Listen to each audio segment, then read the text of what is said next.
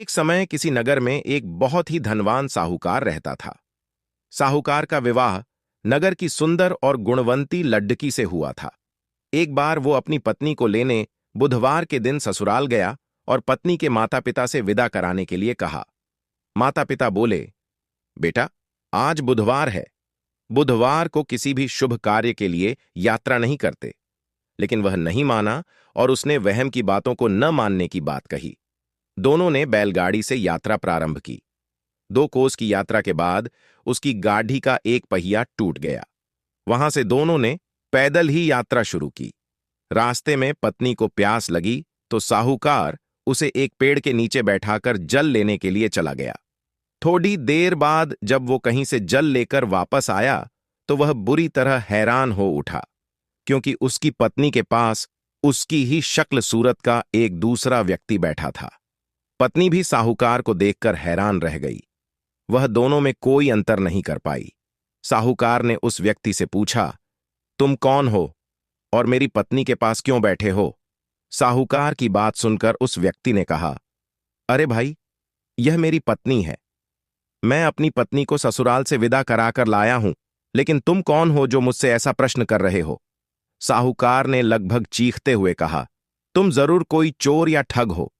यह मेरी पत्नी है। मैं इसे पेड़ के नीचे बैठाकर जल लेने गया था। इस पर उस व्यक्ति ने कहा, अरे भाई, झूठ तो तुम बोल रहे हो।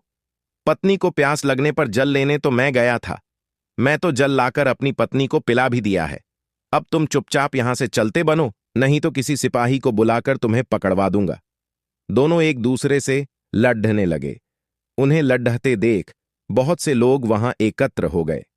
नगर के कुछ सिपाही भी वहां आ गए। सिपाही उन दोनों को पकड़ कर राजा के पास ले गए। सारी कहानी सुनकर राजा भी कोई निर्णय नहीं कर पाया। पत्नी भी उन दोनों में से अपने वास्तविक पति को नहीं पहचान पा रही थी। राजा ने उन दोनों को कारागार में डाल देने को कहा।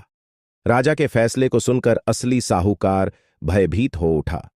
तभी आकाशवाणी हुई, साहूकार, तूने माता पिता की बात नहीं मानी और बुधवार के दिन अपनी ससुराल से प्रस्थान किया।